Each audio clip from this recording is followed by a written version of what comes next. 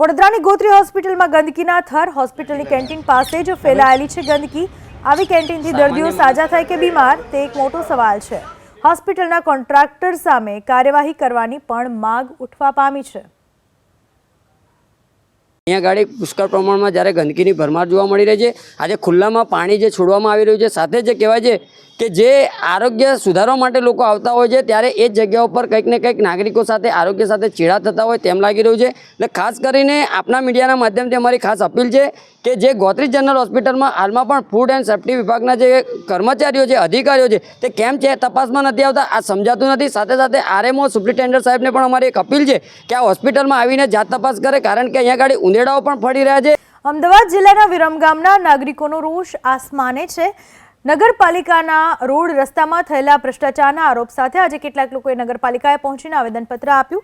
સૂત્રોચ્ચાર સાથે હાથમાં પ્લેકાર્ડ લઈને પહોંચેલા નાગરિકોના નારા અને પ્લેકાર્ડનું લખાણ ઘણું સૂચક અને ચર્ચાસ્પદ બન્યું। નેતાજીના સસરાના ભ્રષ્ટાચારના નામે તેમજ નેતાજીના સસરાના ભ્રષ્ટ કોન્ટ્રાક્ટો બંધ કરવાના લખાણે રાજકીય ચર્ચા જગાવી છે। જો કે કયા નેતાજીના સસરાએ ભ્રષ્ટાચાર કર્યો એ મુદ્દે પ્લે કાર્ડમાં કોઈ સ્પષ્ટતા નથી, પરંતુ નામ સ્પષ્ટ ન હોવાના કારણે કેટલાક પ્રામાણિક નેતાના પરિવારજનો અને ખાસ કરીને સાસરિયાવાળા આ મુદ્દે સ્પષ્ટતા થઈ જાય તો સારું તેવું ઈચ્છતા હોય તેવી પણ ચર્ચા શરૂ થઈ છે।